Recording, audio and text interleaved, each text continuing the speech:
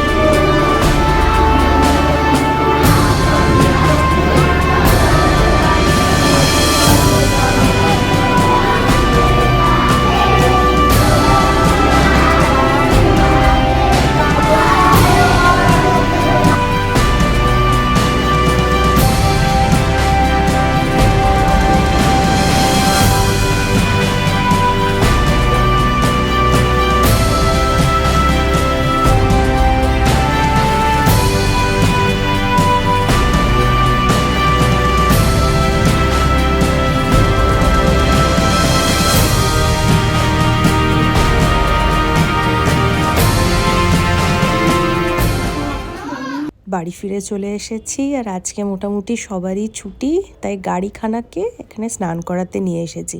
গাড়িটার আমার বেজায় বেহাল অবস্থা হয়ে গেছে। কিছুক্ষণ সময় লাগবে এখানে রেখে আমি আপাতত যাই কতকগুলো দরকারি টিকিট কাটতে। আগামী দিনে খুব শীঘ্রই আমরা একটা জায়গা ঘুরতে যাচ্ছি, সেখানেরই প্ল্যানিং করছি আর কি। আধ ঘন্টা পর এসে দেখলাম গাড়িখানা মোটামুটি ঠিকঠাকই দেখাচ্ছে আর কি। চলুন গাড়ি নিই, তারপরে বাড়ি ফেরার রাস্তা ধরি, অনেকটাই সময় হয়ে গেল। বাড়ি ফিরে এসে দেখি পোগো তার জন্মদিনে পাওয়া নতুন একখানা খেলনা, ভীষণ ইন্টারেস্টিং। এটা হচ্ছে ম্যাগনেটিক পাজেল। সেটা দিয়ে আজকে প্রজাতন্ত্র দিবস উপলক্ষে আমাদের জাতীয় পতাকা সুন্দরভাবে এটার উপরে করেছে। দেখুন কেমন হয়েছে, খুব মিষ্টি হয়েছে। ওর স্কুল যায়নি, কিন্তু বাড়িতে বসে আজকের দিনে এই সমস্ত অ্যাক্টিভিটিগুলো চলছে। রান্নাঘরে এসেছি, আর আজকে তোমাদের সঙ্গে খুব ভালো একটা রেসিপি শেয়ার করার আছে। বেসিক্যালি এটা আমাদের বাড়ির রেসিপি বলতে পারো, বাবা এরকমভাবেই করতো, তো সেই জিনিসটা আমরা এখন ফলো করি। আমরাও খেতে এত পছন্দ করি যে সেভাবেই বানাই। চলো, বিশেষ চমক রয়েছে। খুবই সাধারণ একটা জিনিস, কিন্তু খুব ইন্টারেস্টিং ওয়েতে বানানো হয়। রান্নাঘরে চলে এসেছি, আর বেসিক্যালি বানাচ্ছি আমি এটা পিঠে দিয়ে, চিল্লি পিঠে সেই রকম একটা জিনিস।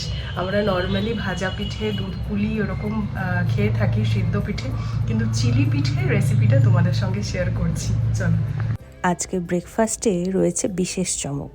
গতকাল রাত্রিবেলা মা সেদ্ধ পিঠে বানিয়েছিল, সেটা দিয়েই আজ সকালবেলা সামান্য জিরে দিয়ে, হলুদ দিয়ে, নুন দিয়ে এভাবে ভেজে নিয়েছে।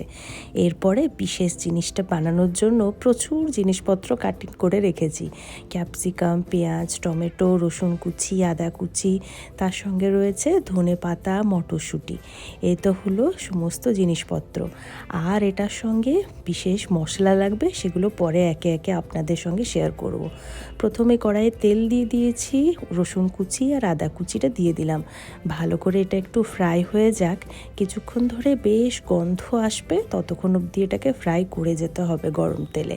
চলুন, এরপরে কেটে রাখা যে সমস্ত পেঁয়াজগুলো রয়েছে সেটাও একটু করে দিয়ে দেবো। মোটামুটি এখানে আমি ওই বড় সাইজের একটা পেঁয়াজ নিয়েছি। পরিমাণগুলো 19-20 হলেও চলবে, কিন্তু যা যা দিয়েছি সব কটা লাগবে আর কি। বেশ একটু লাল লাল করে পেঁয়াজগুলো ভেজে নিলাম, এরপরে টমেটো কুচিগুলো দিয়ে দিলাম। এখানে আপনারা রসুন ও আদা কুচির পরিবর্তে আদা রসুন পেস্টও ব্যবহার করতে পারেন, তবে সেক্ষেত্রে অনেকটাই কষতে সময় লাগে, আর আমার হাতে অতটা সময় নেই। গুঁড়ো মশলা যা ব্যবহার করছি চলুন শেয়ার করি। হলুদ দিয়ে তো পিঠাগুলো ভেজেছিলাম, তাই আর হলুদ দিইনি। এখানে রোজকার ব্যবহারে ধনে গুঁড়ো, জিরে গুঁড়ো, একটু চিকেন মশলা, একটু মাটন মশলা, একটু গরম মশলা, ওই সমস্ত কিছু দিলাম। আর নুন এবারে একটু অ্যাড করব পরে। তার সঙ্গে ছাড়িয়ে রাখা মটরশুঁটিগুলো দিয়ে দিলাম। মটরশুঁটিগুলো সেদ্ধ হতে তো একটু বেশি সময় লাগে, সে কারণে আগেই দিয়ে দিয়েছি আর কি। খুব ভালো করে এরপরে মিক্স করে নেব। তারপর সামান্য নুন দিয়ে কিছুক্ষণ এটাকে ঢাকা দিয়ে রেখে দেবো। তবে সাবধান, লাগতে দেওয়া একেবারেই যাবে না। চিড়ে রাখা কাঁচা লঙ্কাগুলোও অ্যাড করে দিলাম, বুঝে শুনে ঝালটা দেবেন। তার সঙ্গে সামান্য পরিমাণে গোলমরিচও অ্যাড করেছি, তাই 2 কাঁচা লঙ্কাই এনাফ। সমস্ত কিছু খুব ভালো করে মিক্স করে নিয়েছি। এরপরে উপর থেকে যে ক্যাপসিকামগুলো ভেজে রেখেছিলাম সেটাও অ্যাড করে দিলাম। ক্যাপসিকামগুলো পরে অ্যাড করলেই ভালো, নাহলে একেবারেই ন্যাতাকাটি হয়ে যায়। সামান্য জল অ্যাড করে দিয়েছি। মশলা মোটামুটি আমার এখানে রেডি হয়ে গেছে। খুব ভালো করে মিক্স করে দিয়েছি। এরপরে ওই হলুদ রঙের যে ভেজে রাখা পিঠেগুলো ছিল সেটাও দিয়ে দিলাম। ধনে পাতাগুলো আগেই দিয়ে দিলাম, যাতে ফ্লেভারটা একেবারে ভেতর অবধি যায়।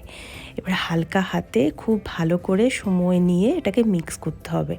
ওহো, তার সাথে কিছুটা আমি টমেটো কেচাপ দিয়েছি, কিছুটা সয়া সস দিয়েছি, আর এই হলো তার ফাইনাল আউটকাম।